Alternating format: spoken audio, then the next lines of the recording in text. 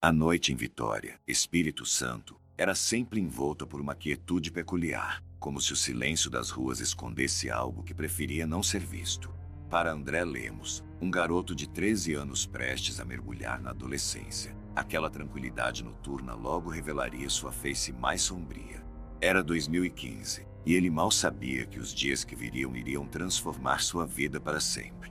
André era um típico adolescente da época, curioso, cheio de dúvidas sobre si mesmo e o mundo ao seu redor, mas também vulnerável às mudanças hormonais e emocionais próprias da idade. Durante o dia, ele parecia normal, brincava com os amigos e tentava acompanhar as exigências do ensino fundamental. Mas à noite, quando tudo ficava imóvel e o escuro tomava conta do quarto, algo dentro dele despertava, uma sensação tênue de inquietação, como se o universo conspirasse contra sua paz mental. Foi numa dessas madrugadas que tudo começou. André dormia profundamente, exausto pelo cansaço acumulado do dia, quando foi abruptamente arrancado de seus sonhos por uma sensação estranha, quase palpável. Ele sentiu que estava sendo observado. Não era apenas uma impressão vaga ou um medo infantil. Era algo real, tangível, como se olhos invisíveis estivessem cravados nele, sondando cada respiração, cada movimento. Quando abriu os olhos, o quarto estava imerso em trevas densas, apenas cortadas pela luz fraca que entrava pela janela entreaberta. Seu coração disparou enquanto ele tentava identificar o que havia causado aquele desconforto. Então, ele viu. Na direção da porta, parada como uma estátua, havia uma silhueta humana, mas distorcida, como se fosse feita de fumaça condensada. Não tinha rosto, nem traços definidos, mas emanava uma presença opressiva, como se carregasse consigo o peso de todas as coisas ruins do mundo. O primeiro impulso de André foi gritar, mas nenhum som saiu de sua garganta. Ele tentou se mover, mas suas pernas pareciam presas ao colchão. A figura permaneceu ali por alguns segundos intermináveis, até que lentamente recuou e desapareceu atrás da porta, deixando o quarto novamente tomado pelo silêncio. Confuso e assustado, André finalmente conseguiu se levantar e verificar se alguém havia entrado em casa. Ele chamou pela mãe, perguntando se ela tinha ido ao banheiro ou passado pelo quarto durante a madrugada. Mas a resposta dela foi clara: não, eu nem acordei. Aquilo só aumentou o mistério. Será que ele havia imaginado tudo? Ou será que algo além do que ele podia compreender estava rondando sua casa? Nos dias seguintes, André tentou convencer a si mesmo de que aquilo não passava de um pesadelo induzido pelo cansaço ou pela imaginação hiperativa. Mas, no fundo, ele sabia que algo estava errado. E, conforme as noites avançavam, ele percebeu que aquela experiência não seria isolada. Algo estava esperando por ele nas sombras, algo que não desistiria tão facilmente. As semanas que se seguiram foram marcadas por uma sucessão de eventos que testaram os limites da sanidade de André.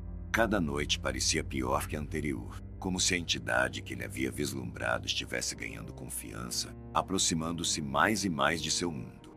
Ele começou a perceber padrões incomuns. O relógio digital ao lado de sua cama piscava aleatoriamente. A temperatura do quarto oscilava sem explicação, e ele frequentemente acordava com a sensação de que havia alguém ao pé da cama, observando. Na segunda vez que a figura apareceu, ela já não era mais apenas uma sombra indistinta. Dessa vez, André conseguiu discernir detalhes perturbadores. 2 pontos brilhantes onde deveriam estar os olhos, como brasas ardentes, e uma mão longa e fina agarrando o batente da porta. A pele do ser parecia translúcida, como se fosse feita de vidro escuro, e seus movimentos eram fluidos, quase hipnóticos. Quando percebeu que André encarava, a figura se afastou novamente, desaparecendo na escuridão do corredor. Mas o terror verdadeiro veio na terceira noite. André acordou paralisado, incapaz de mover um músculo sequer. Era como se seu corpo tivesse sido invadido por uma força externa, algo que o prendia à cama contra sua vontade. Ao redor dele, o ambiente começou a distorcer-se, como se o próprio espaço estivesse se fragmentando. As paredes ondulavam, e o ar parecia denso, sufocante. Quando finalmente conseguiu girar a cabeça, lá estava a figura novamente, dessa vez muito mais próxima. Ela pairava ao lado de sua cama, inclinada sobre ele, com olhos vermelhos que brilhavam como 2 chamas vivas. O que mais assustou André foi a transformação que ocorreu diante de seus olhos. A pele escura do ser começou a clarear, tornando-se branca como gesso, enquanto seus cabelos e roupas adquiriam um tom vermelho intenso, quase sangrento. Era como se ele estivesse presenciando a metamorfose de algo antigo, algo que existia fora dos limites da realidade humana. A respiração do ser era audível agora, um som gutural e irregular, como se viesse de algum lugar profundo e insondável. Cada encontro com a entidade deixava André mais exausto, tanto física quanto mentalmente. Ele começou a questionar sua própria sanidade. Será que aquilo era real?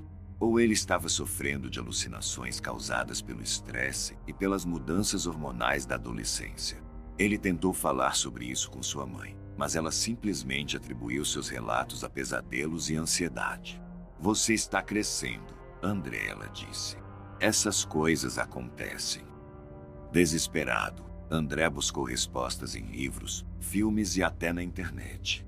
Ele encontrou histórias semelhantes sobre entidades conhecidas como sombras ou observadores, figuras que supostamente habitavam dimensões paralelas e se alimentavam do medo humano. Algumas lendas sugeriam que essas criaturas escolhiam suas vítimas com base em vulnerabilidades emocionais, usando o medo como uma forma de controle. Outras diziam que elas eram manifestações de traumas reprimidos, projeções da mente humana que ganhavam vida própria. Mas nenhuma explicação parecia satisfatória. A presença no quarto de André era real demais, tangível demais. Ele começou a desenvolver rituais para se proteger. Rezava antes de dormir, mantinha objetos sagrados ao lado da cama e até tentou gravar vídeos com o celular para capturar evidências. No entanto, todas as tentativas falharam. A câmera nunca registrava nada e as orações pareciam apenas retardar o inevitável. A situação atingiu seu ponto crítico em uma noite particularmente assustadora. André teve um sonho vívido, no qual se viu em uma estrada deserta cercada por postes de luz e campos de capim alto. No fim da estrada, uma mulher vestida de branco caminhava lentamente em sua direção. Ela lembrava as descrições da loira do banheiro, uma lenda urbana que ele conhecia desde criança. Ele tentou correr, mas suas pernas pareciam presas ao chão. Quando a mulher estava prestes a tocá-lo, ele acordou sobressaltado, suando frio. Mas o pesadelo não terminou ali. Ele sentiu mãos invisíveis segurando seus braços com força, imobilizando na cama. A coberta começou a ser puxada lentamente, como se algo estivesse tentando arrancá-la de cima dele. E então, ele viu novamente a figura, agora completamente transformada. Seus olhos vermelhos brilhavam com uma intensidade insuportável, e sua boca se abriu em um sorriso grotesco, revelando dentes afiados como agulhas. O calor no quarto era insuportável, e André sentia como se estivesse sendo consumido por uma energia maligna. Foi nesse momento que ele percebeu que não havia escapatória. A entidade não queria apenas assustá-lo, ela queria algo mais. Talvez sua alma, talvez sua sanidade. Ele começou a rezar desesperadamente, implorando por ajuda, enquanto lágrimas escorriam por seu rosto. E, de repente, tudo parou. O quarto voltou ao normal, e ele acordou sozinho, ofegante e trêmulo. Após aquela noite fatídica, a presença nunca mais voltou. André tentou retomar sua vida normal, mas algo dentro dele havia mudado para sempre.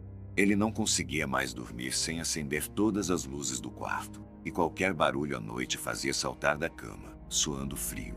O trauma deixou marcas profundas em sua psique, e ele passou a evitar conversar sobre o assunto, temendo que as pessoas o julgassem louco. Anos depois, já adulto, André ainda reflete sobre o que aconteceu. Ele nunca encontrou uma explicação racional para os eventos daquelas noites. Poderia ter sido uma manifestação sobrenatural, uma entidade de outra dimensão, ou simplesmente uma ilusão criada por sua mente jovem e impressionável. Mas, independentemente da origem, a experiência moldou quem ele é hoje. Alguém que aprendeu a respeitar o desconhecido e a reconhecer os limites da compreensão humana. Hoje, André compartilha sua história com cautela, sabendo que muitos podem não acreditar. Mas ele espera que, ao fazê-lo, outras pessoas que passaram por experiências semelhantes possam encontrar algum conforto em saber que não estão sozinhas. Afinal, Há forças no universo que escapam à nossa compreensão, e talvez seja melhor assim. O importante é aprender a conviver com o medo, sem deixar que ele nos consuma.